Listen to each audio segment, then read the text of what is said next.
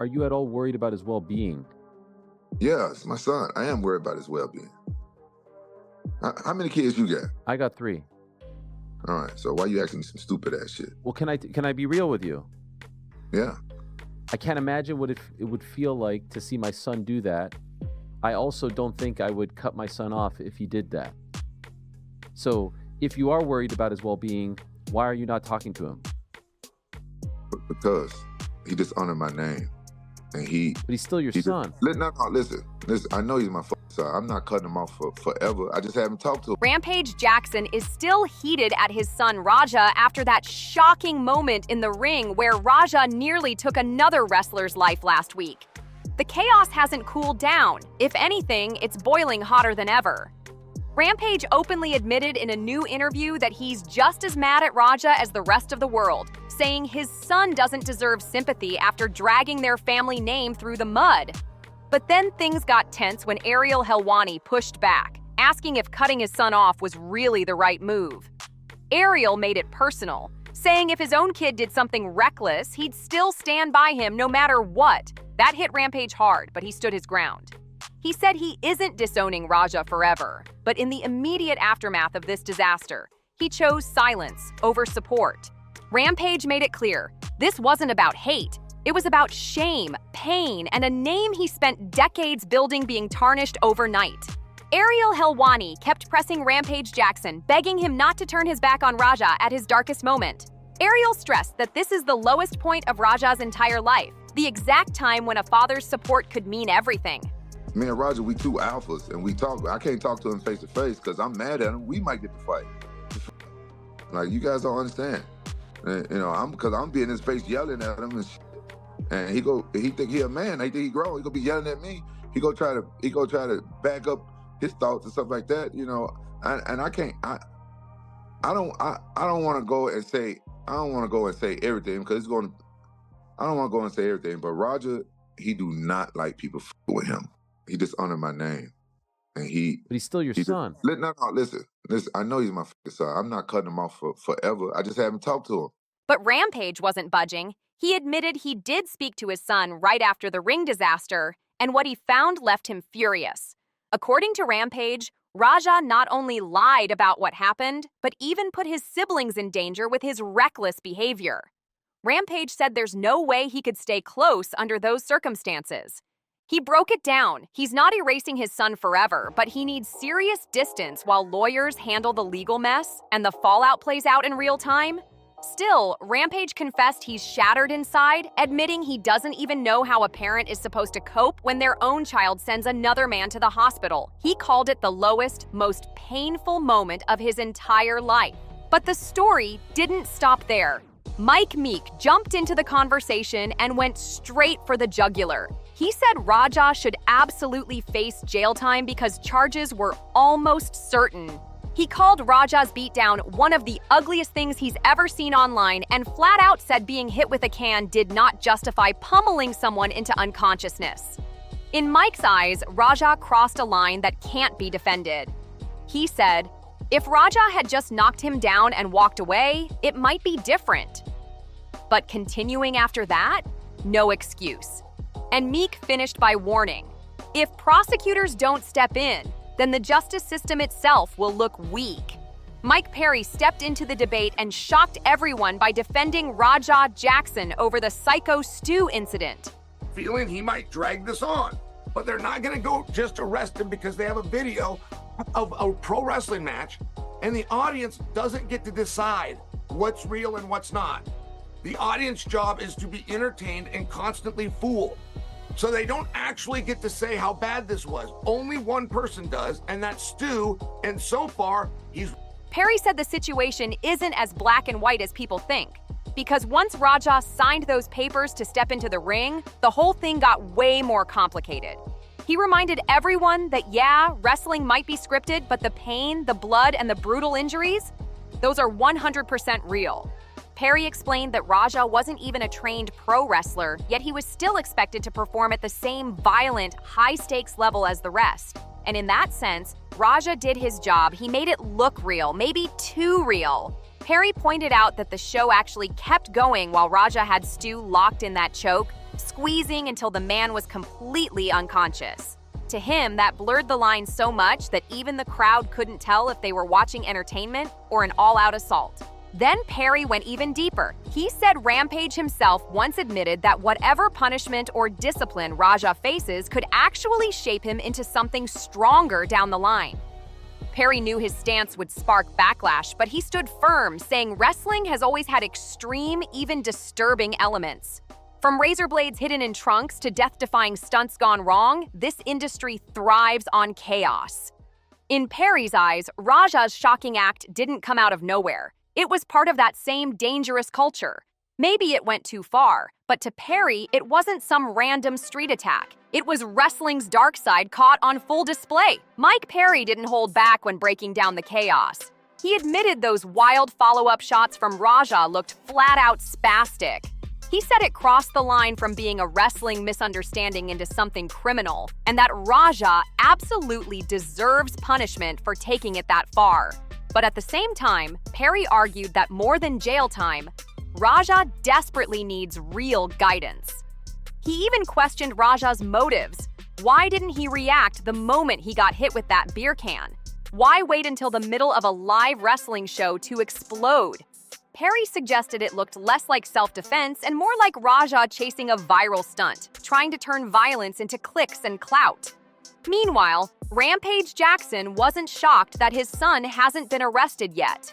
He explained that cops are probably still digging into the case because this wasn't just some minor fight. This was a near catastrophe on a live stream seen by thousands. So he gets up on top and he punches him. That was basically the script. And so at this point, I think there's nothing wrong with this. Hey, it was a script. I didn't notice he was unconscious, and so I hit him. Fine. What about the second punch? The third? The fourth? The 10th?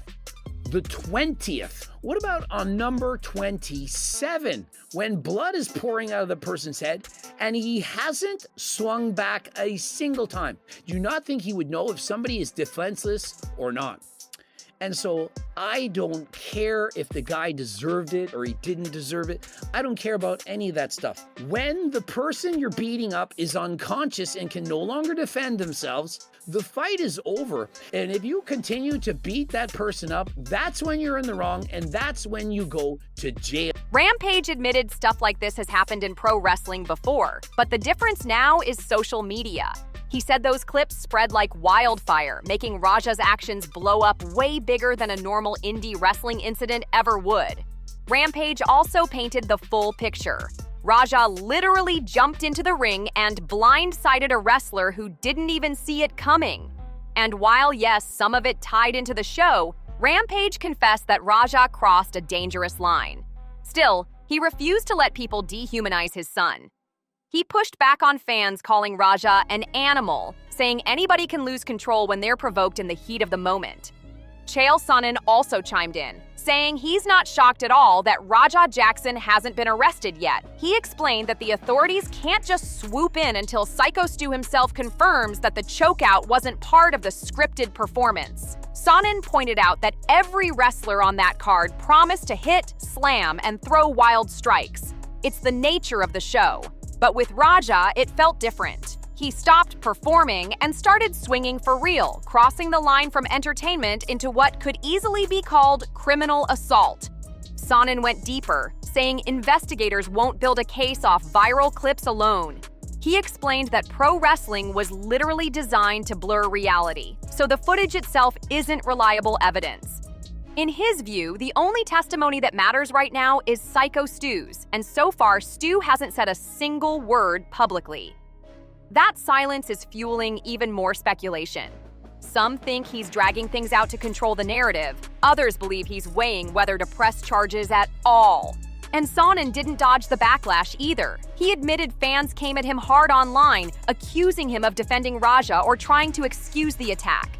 He clapped back, making it crystal clear that his stance wasn't personal. It was strictly legal analysis. Sonnen doubled down, stressing that what Raja did was criminal, plain and simple, and that if investigators ever proved premeditation, it could even fall under attempted murder. That's how serious this whole mess really is, and why Raja's future could be on the line more than ever. think they're gonna press charges against him? I think they should. It was one of the worst things that I've seen on the internet. You've got this guy. It looks like he was asked into this wrestling sphere. He gets hit in the head with a can. You can't just pummel someone unconscious and then not stop. This was an hour after the fact. Even if he got in the ring and knocked the dude out and the dude was unconscious and they walked away, different story. There's no way to excuse that. If the state doesn't prosecute that, that's a malfunction of the state. Chael Sonnen broke it down with a wild comparison. He said this whole fiasco is like someone calling the cops from a payphone to report an assault, where normally an arrest would happen instantly.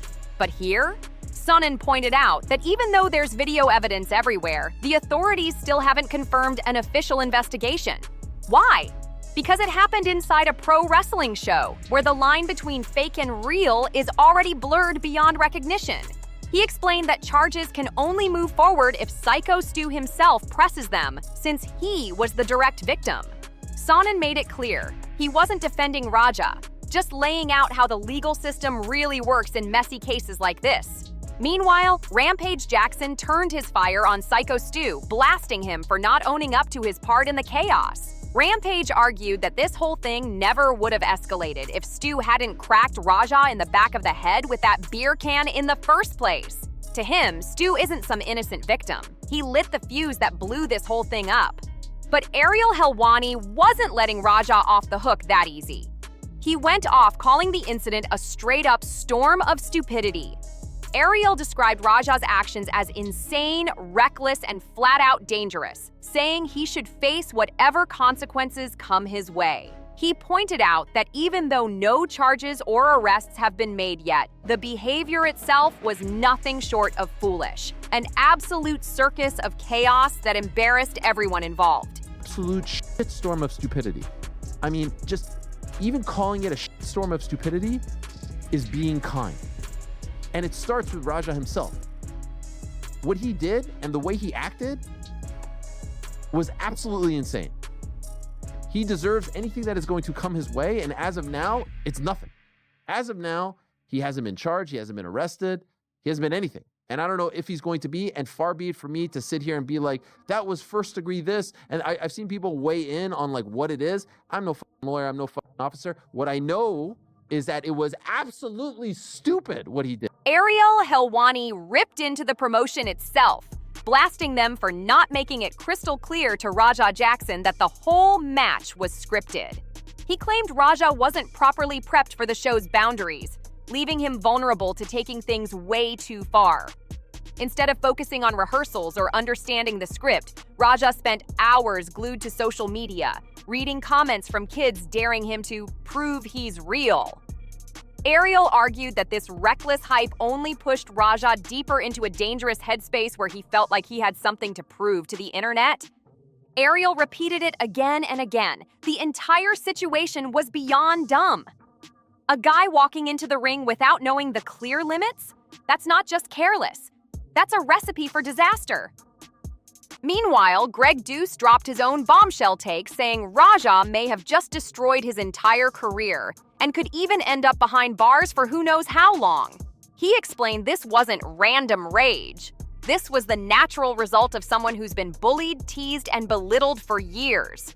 In Greg's view, Raja grew up under Rampage's massive shadow, even dealing with his father mocking him at times. That constant pressure built up like a ticking time bomb, and the wrong shove finally made it explode in front of the world. About the follow-up shot specifically, because look, I thought they were spastic. I thought that there was a lot of it was for entertainment, but a lot of it was for Raja trying to prove a point. Get his licks, bro. Like, I saw that he hit him so many times after. I'm like, now this has gone from a misunderstanding or possibly outlashing to That's this horrible. This is a crime of some sort. He should have a punishment. I don't really know. But I think he needs guidance. It's a horrible situation, man. But Stu's awake. You know, what's his thoughts on that? Why didn't Raja do anything when the first beer thing happened? That was See, that's all the It was out of the show. That was assault. He should have just done it to him then, and then it would have been self-defense. But in a professional ring, at a professional show, a lower class professional show, he's a professional streamer, and they want views, they want clickbait. And he accomplished the mission of having the most viral thing to be talked about. We're still talking about it. Greg Doucette broke it all down, saying this disaster was spiraling from the jump. He revealed that before the match even started, Raja was live streaming, bragging that he wasn't going to listen to anybody and flat out promising to keep hammering Syko Stu until someone physically dragged him off. That reckless attitude set the stage for chaos, and when the bell rang, it didn't take long to explode. At first, things looked like standard pro wrestling. Syko Stu even let Raja pick him up, playing along in typical fashion. But instead of cooperating with the performance, Raja snapped, slamming him violently to the mat. The impact was brutal, with the back of Stu's head bouncing off the floor so hard he was knocked out cold instantly. Greg said that moment alone was beyond dangerous. It could have ended in permanent damage. But Raja didn't stop there. Greg ripped into him even further, exposing that the script only called for one single punch. Instead, Raja went off, raining down over 20 unanswered shots on a man who was already unconscious. Greg emphasized that once the blood started pouring and Stu wasn't fighting back, the fight was over, period. By continuing past that point, Raja wasn't wrestling anymore. He was committing a crime. Like, Raja snuck into a wrestling ring and came up behind a pro wrestler and beat the fuck out of him. When that part was staged, the part that didn't look staged, it didn't seem staged, that Raja took it too far. But that happens in pro wrestling at the lower levels and stuff. You know what I'm saying? You guys gotta like do your research. Like, it was certain pro wrestlers that did that. They hurt people on purpose. They just did that. You know, and there's hardcore pro wrestling. It's different shit. But Raja know nothing like that. I'm not taking it up for my son.